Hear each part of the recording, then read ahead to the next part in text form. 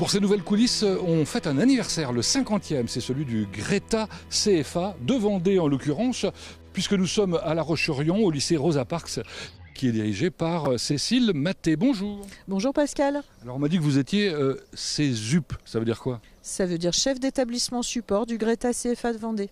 Ah bah puisqu'on y est, alors Greta, ça veut dire quoi? Ça veut dire groupement d'établissements. C'est quelque chose qui date d'il y a 50 ans. Il s'agit du groupement des établissements publics du second degré qui mettent à disposition plateaux techniques formateurs pour faire fonctionner de la formation continue et de l'alternance. Il y a combien d'établissements qui participent? Quasiment tous les établissements publics second degré de Vendée sont adhérents et on a une quinzaine d'établissements qui réalisent chaque année des formations au titre du Greta CFA. Il y a combien de personnes qui animent en quelque sorte le Greta? Une cinquantaine de permanents, dont des formateurs, mais on a aussi des personnels qui viennent en plus et qui sont souvent des enseignants du second degré qui réalisent des heures de formation pour le Greta CFA. Oui, je crois qu'il y a même des pros aussi de temps en temps. Combien d'apprentis sortent diplômés à la fin de l'année et combien de stagiaires? 700 apprentis environ et 200 personnes en formation continue.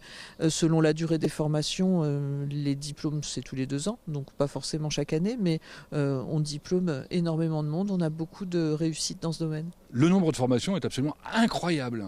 Oui, parce que le catalogue est forcément large. Au niveau académique, on propose près de 330 formations. Vos formations sont vraiment calquées sur les besoins locaux des entreprises, je crois. Oui, on est très attaché à répondre aux besoins de l'emploi de manière locale et c'est d'ailleurs une perspective qui est tout à fait suivie par la région sur les questions des besoins de l'emploi du territoire. Bon, on va découvrir que quelques formations. La première dans un instant c'est bâtiment, juste après c'est la conduite routière et puis les autres vous verrez plus tard.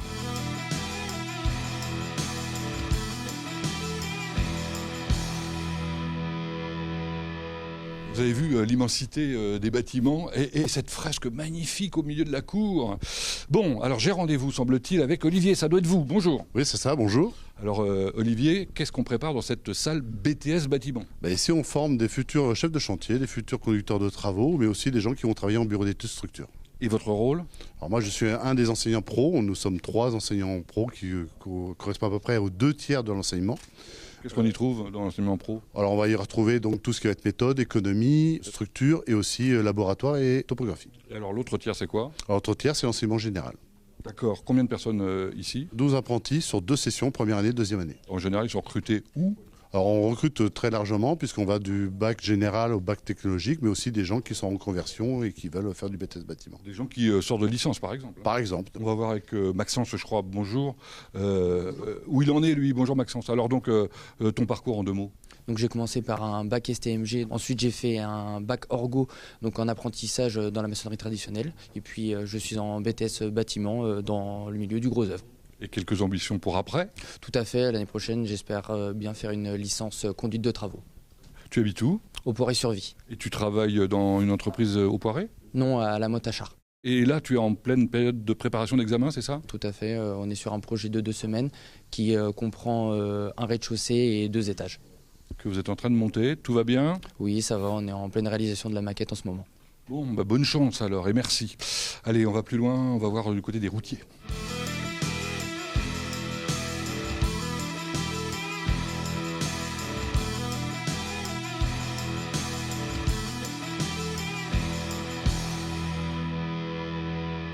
Ah, il est décidément très grand ce lycée Rosa Parks. On y voit, cela dit, de très très belles choses, comme vous pouvez le constater. Bon, je crois que c'est là que j'ai rendez-vous maintenant.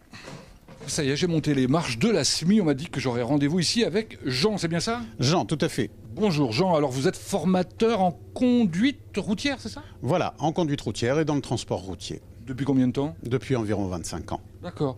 Et il y a 25 ans, j'imagine que ce que vous avez sous les yeux là, ça n'existait pas. Ça n'existait pas, ce simulateur dernière technologie, oui, date d'environ 5 ans. Plus que réaliste, il bouge même, je crois.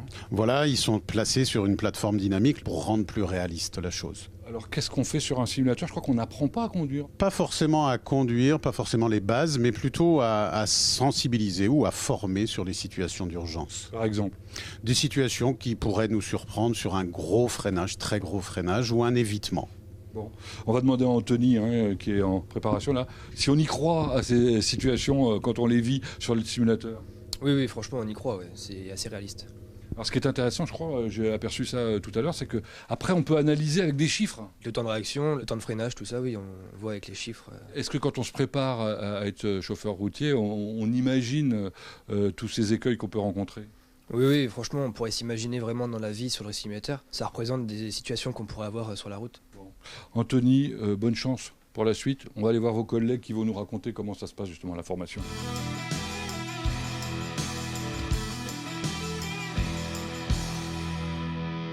Eh ben voilà un bel engagement. Je roule au biométhane pour protéger l'environnement.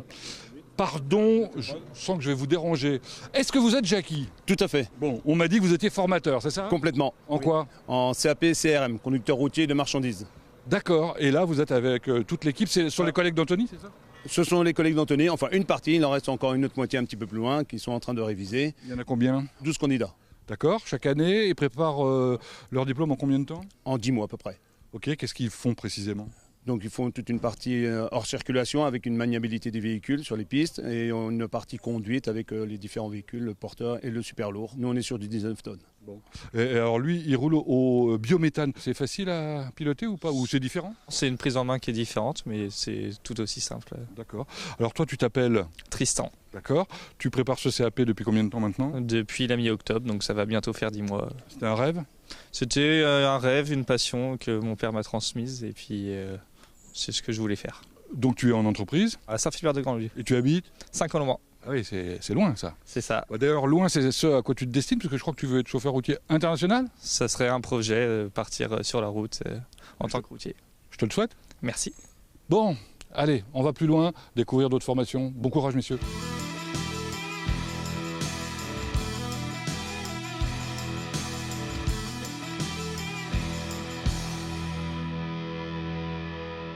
Nous voici maintenant au lycée Édouard Branly et c'est le proviseur Antoine Guérin qui nous accueille. Bonjour. Bonjour Pascal.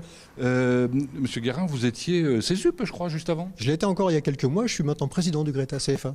Très bien. Vous me présentez madame? Je vous présente Madame Chabot, Céline Chabot, qui est formatrice en anglais. Bonjour Céline. Bonjour Pascal. Bon, Monsieur Guérin, ici c'est le plus gros établissement de formation en apprentissage, c'est ça?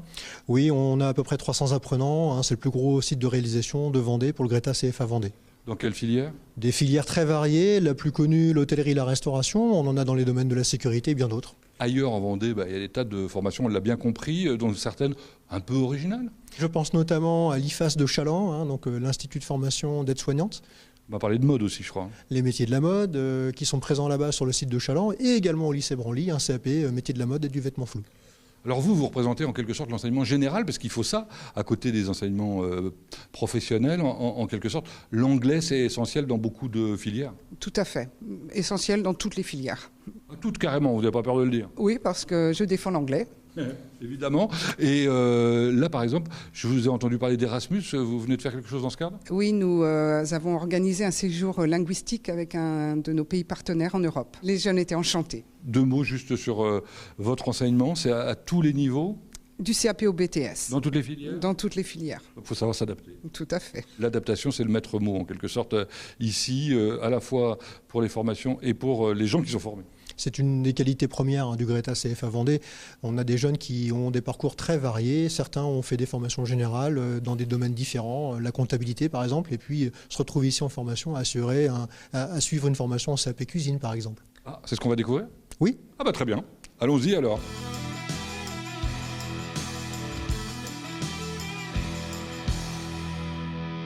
Eh ben nous voici dans les cuisines, dans le fond même d'ailleurs. Ça sent bon. Et pour rencontrer Loïs, je crois, c'est ça? C'est ça, bonjour. Et Christophe? Bonjour Pascal, oui. Christophe, vous êtes formateur ici depuis combien de temps? 18 ans. Carrément. Vous-même, vous avez été formé, d'après ce qu'on m'a dit, très longtemps. Oui, assez longtemps, 10 ans en école hôtelière. Oui. Un parcours très solide pour enseigner des choses qui évoluent considérablement. Oui, alors on a vu plein de choses évoluer, notamment le matériel, les techniques, le savoir-faire aussi. Des techniques du savoir-faire, vous m'avez dit, je crois que le dressage, c'est quelque chose qui était... Oui, alors les dressages, moi j'ai connu des dressages au plat, aujourd'hui on est plutôt sur du dressage un peu plus pur à l'assiette. Plus difficile, plus facile? C'est des techniques qui sont différentes, mais vous avez des choses qui sont aussi plus visuelles. Bon, c'est ce que viennent rechercher les gens qui sont en formation.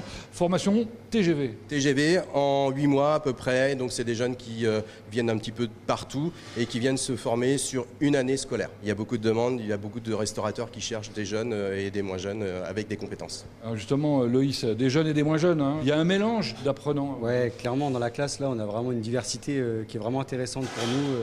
À vivre quotidiennement, c'est plus stimulant que ce que j'ai pu trouver à l'école avant en tout cas. Oui, alors des parcours particuliers, le vôtre particulièrement, avec des méandres. Oui, j'ai commencé par un DUT GEA, donc gestion entreprise administration, avec une alternance dans un cabinet comptable. Mais bon, quand on se rend compte que c'est pas notre truc, c'est pas tout à fait le même domaine. Donc voilà, maintenant que je suis en cuisine et je suis très content. C'est quoi l'objectif? L'Australie déjà cette année. D'accord, et puis après on verra. Et après on verra. Bon, ça se passe bien? Ça se passe très très bien. Qu'est-ce que vous avez préparé pour ce midi? Alors ce midi, ils avaient un filet mignon avec des petits légumes, et puis une sauce qui accompagnait le tout. Et en dessert, donc tarte au chocolat, fraises et bananes flambées. Il n'y a plus qu'à voir ce qu'on met en accompagnement, mais liquide maintenant. Merci. Bonjour Patrice. Bonjour Pascal. Bonjour Lia. Bonjour Pascal. Alors Patrice, vous êtes le monsieur bar de La Roche-sur-Yon. On peut dire, ça fait combien de temps que vous êtes ici? 29 ans que j'enseigne cette discipline à La Roche-sur-Yon. Oui. Combien de jeunes sont passés là? À peu près 300 si on devait faire le calcul. Dont certains ont fait des belles carrières. Oh oui, on ne peut pas tous les citer, mais vraiment on peut être fier de leur intégration dans le métier. Alors qu'est-ce que vous préparez, qu'est-ce que vous leur proposez? Alors le but c'est de les spécialiser dans le domaine des spiritueux, tout ce qui est liquide qu'on peut servir dans un bar ou un restaurant. Bien sûr, on apprend également tout ce qui est mixologie, c'est-à-dire l'art d'associer les produits entre eux. C'est une formation qui est très très passionnante. Oui, ça ressemble au sommelier, mais pour les spiritueux. Tout à fait, tout à fait. Combien de temps? Alors ça dure une année seulement, mais on ne fera que du professionnel. D'accord. Il s'agit d'une mention complémentaire. C'est une spécialisation. Les qualités? Le sens de la communication, forcément. Il faut un très bon palais. Le personnel féminin, on a beaucoup de femmes qui se lancent dans ce domaine. Elles sont très appréciées parce qu'elles ont un sens d'associer les produits, elles savent créer. C'est le cas de l'IA, évidemment. Bon, bien sûr. Qui est une championne, alors. Meilleure apprentie de France en Vendée. Et je crois que vous avez eu un prix récemment ou un coup de cœur, je crois. Oui, j'ai été pris coup de cœur à Café Richard. Oui. Donc ça, c'est carrément une sélection nationale. Comment vous en êtes arrivé là? Eh bien écoutez, j'ai fait un bac pro commercialisation et services en restauration, ici au lycée Édouard Branly. Ensuite, un BTS management en hôtellerie-restauration pour terminer avec une mention complémentaire barman avec Monsieur Delory. Pourquoi vous avez choisi cette filière?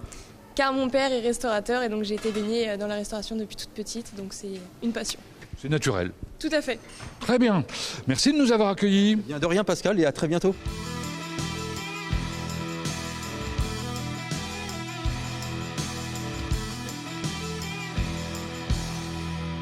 Troisième étape de notre découverte du Greta de Vendée. Nous sommes au Sable d'Olonne, plus précisément au lycée Éric Tabarly qui, vous le savez probablement, est adhérent d'un campus des métiers du nautisme où on regroupe les entreprises et les centres de formation. On m'a dit que pour rencontrer justement l'un des garçons qui est formé ici, il fallait carrément le trouver dans un bateau. Je crois que je l'aperçois.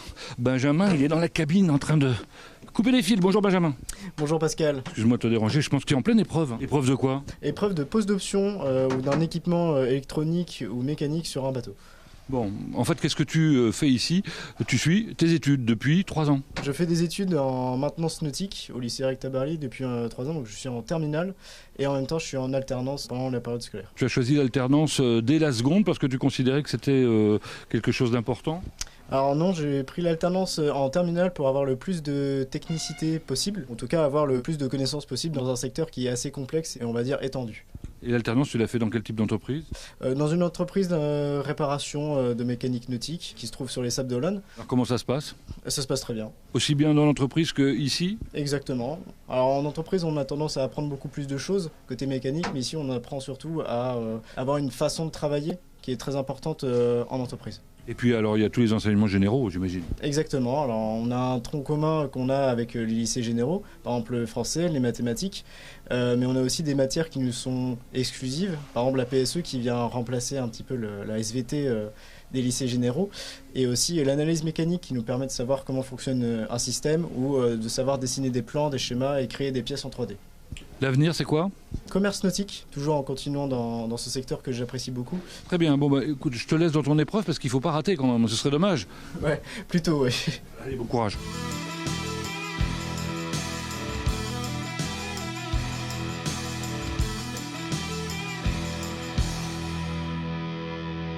Alors qu'est-ce qui se passe après le bac pro? C'est ce qu'on peut peut-être voir avec Noé, bonjour. Bonjour Pascal. Alors Noé qui revient spécialement cet après-midi pour nous parler de ce parcours. Alors ce parcours c'est quoi?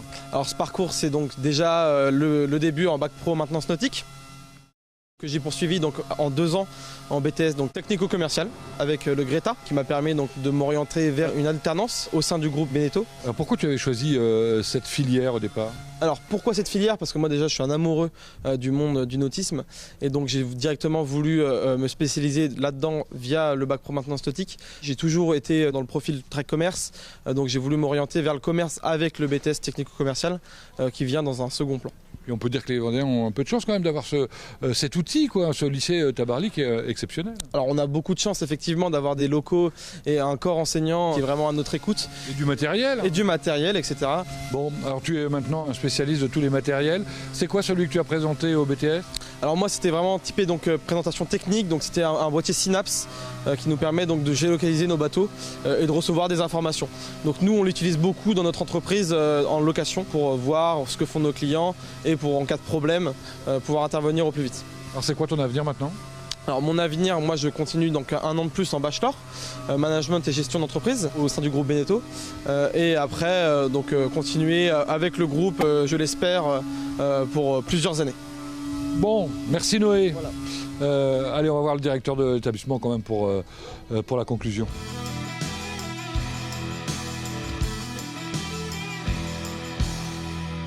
On n'allait pas quitter l'établissement sans saluer le proviseur Bertrand Talon. Bonjour. Bonjour. Merci de nous avoir accueillis d'abord dans ce magnifique lycée Éric Tabarly. Là, je parle d'architecture, mais également réputé pour ses formations. Alors, en nautisme, par exemple. Exactement. Le lycée Tabarly dispose d'une identité qui est vaste, mais le nautisme est quand même au cœur de ses formations, en allant de l'accueil de public de 3e jusqu'à des formations post-bac. Le lycée qui offre un panel justement important. On peut y faire de la chaudronnerie industrielle, on peut y faire de la menuiserie, on peut y faire de la maintenance automobile, de la maintenance nautique, mais également de la sellerie ou de la maroquinerie. Et nous essayons d'aller sur une identité commune parce qu'il peut y avoir des liens conséquents entre ces spécialités. Et alors évidemment, vous collaborez avec le Greta et dans le cadre de ces collaborations, faites quelque chose de très intéressant. Ça s'appelle le public mixé. Expliquez-moi de quoi il s'agit. Mais écoutez, on peut avoir une lecture par diplôme, mais on peut aussi avoir une lecture par statut. Et dans un lycée professionnel, on y trouve des élèves, mais désormais on y trouve aussi des apprentis et des adultes en formation continue. Et nous sommes capables de les intégrer dans une même classe. C'est un avantage qui est fort pour le Greta CFA parce que dans un risque peut-être de perte d'un contrat, l'apprenti peut redevenir élève. C'est une plus-value du Greta CFA 85. C'est des expériences différentes qui se côtoient. C'est plusieurs statuts qui se côtoient, ce sont des expériences fortes. Un adulte qui vient dans un collectif de jeunes, qui pour autant valide un diplôme, c'est une fierté de pouvoir participer à la formation tout au long de la vie. Merci Monsieur Talon. Avec plaisir. Parlons maintenant de l'organisation régionale du Greta CFA.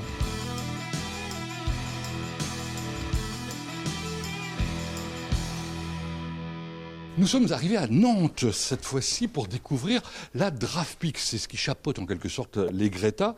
DRAFPIC, ça veut dire Direction régionale académique à la formation professionnelle initiale et continue. On va en savoir plus en allant ici. Oula, j'ai l'impression que je dérange. Bonjour mesdames, bonjour messieurs. Vous êtes Jean-François Dufaux ? Tout à fait, bonjour Pascal. C'est vous que je cherchais. Quelle est votre fonction ? Donc je suis adjoint au délégué sur la partie formation continue et apprentissage. Alors nous sommes lundi matin et tous les lundis matins à 10h, que se passe-t-il avec toutes ces personnes ? Eh bien, on se réunit avec les chefs de projet, comme vous le voyez, pour travailler à l'évolution de notre offre de formation et puis pour accompagner les Greta aussi dans leur développement de façon à ce qu'ils répondent au plus près des besoins de chaque territoire. C'est quoi le type de besoin ? Alors, on a des besoins très particuliers, ça dépend des filières. Alors, vous savez que le réseau des Greta CFA est multifilière et donc on va travailler à l'évolution de notre offre sur des filières comme l'industrie, le bâtiment, le sanitaire et social, le commerce, le tertiaire. À propos de filière, on arrive de Vendée où on a découvert le nautisme notamment. Quelqu'un peut nous en parler ici ? Je pense à Sophie, elle a travaillé avec le Greta CFA de Vendée sur le développement d'une certification dans le nautisme justement. Voilà une bonne idée, vous seriez d'accord pour répondre à quelques questions ? Oui, bien sûr. Allons-y alors. C'est joli ici, tenez, ici ça sera parfait pour parler de certification Sophie. Alors c'est votre métier, ça consiste en quoi ? Alors, je réalise du contrôle de légalité dans le cadre de la mise en place des dispositifs de formation, c'est-à-dire respecter le cadre juridique de nos diplômes éducation nationale ou de nos titres professionnels du ministère du Travail ou des CQP. Voilà, c'est un respect au niveau macro. Alors ça, c'est d'une manière un peu classique, générale. Il vous arrive de temps en temps de tomber sur des cas particuliers et là, vous êtes obligé de faire de la dentelle, j'allais dire. Oui, par exemple, quand on a un candidat, 40 ans, qui a obtenu il y a plus de 20 ans son bac scientifique, il souhaite se reconvertir sur un bac pro de la filière BTP, le technicien de menuisier agenceur. Quel est le souci ? Les mathématiques. Ce jeune candidat se dit qu'il va être dispensé des maths. Or, même s'il a eu un bac S, il ne pourra pas être dispensé des maths. Et vous lui proposez une solution. On trouve toujours des solutions et le principe, c'est de pouvoir réduire peut-être la durée de formation en maths pour pouvoir ajuster son parcours. Merci Sophie. Merci à vous. Je vous laisse partir en réunion.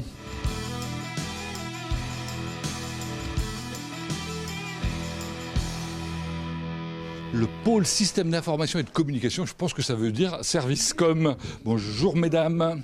Bonjour Pascal. Ah, vous êtes Mélinda. Exactement. Donc on est au bon endroit. Vous nous présentez vos collègues ?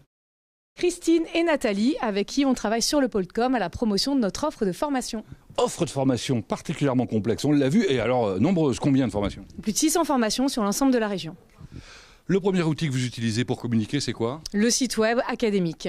Évidemment, qu'est-ce qu'on y trouve ? Alors on y trouve l'offre de formation, on y trouve la possibilité de s'inscrire, de se préinscrire, avec une entrée par département ou par filière de formation. Les fiches sont mises à jour ? Ah oui, actualisées quotidiennement par Nathalie et par Christine. J'ai vu aussi qu'il y avait la possibilité de découvrir des offres d'alternance. Oui, on propose aux entreprises partenaires des Greta CFA de déposer une offre d'emploi et les candidats peuvent directement aller la chercher. Bon, en termes de communication, vous avez des outils plus classiques. Ça, c'est le catalogue papier. Le catalogue papier, on travaille actuellement à l'édition 2025. Alors, 2024, devenez qui vous voulez. 2025, c'est quoi ? Innover, oser, réussir. Ça, c'est un joli slogan, effectivement. Ce catalogue papier, on peut le trouver où ? Dans tous les Greta CFA de la région. Pour terminer, vous êtes évidemment moderne, donc vous utilisez les outils d'aujourd'hui, réseaux sociaux ? Alors, on utilise les réseaux sociaux. Donc, Christine et Nathalie sont à la manœuvre pour promouvoir l'ensemble de nos offres via LinkedIn, Facebook, par exemple. Voilà les influenceuses du Greta. Bravo, mesdames. Merci. Bon, allez, je vais voir maintenant le pôle 2IP. C'est où ? Alors, le pôle 2IP, c'est juste en bas à droite.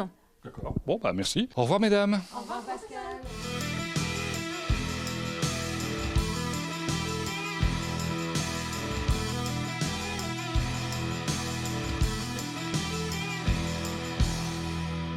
Ça y est, j'ai compris, pôle 2IP, ça veut dire pôle innovation et ingénierie pédagogique, où nous sommes maintenant. Bonjour messieurs, dames.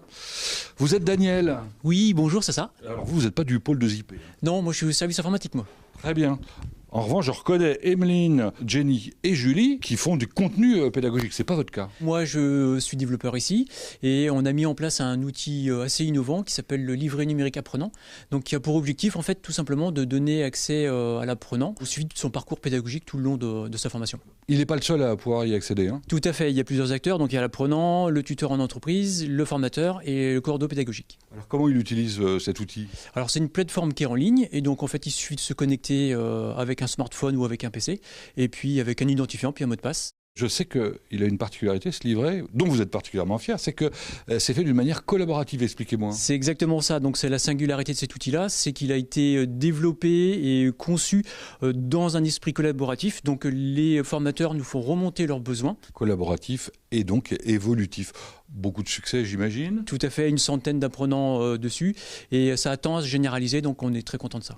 Ben moi je dis félicitations, et probablement félicitations pour ce que vous faites en termes d'innovation, vous aussi mesdames. Merci beaucoup. Merci Pascal.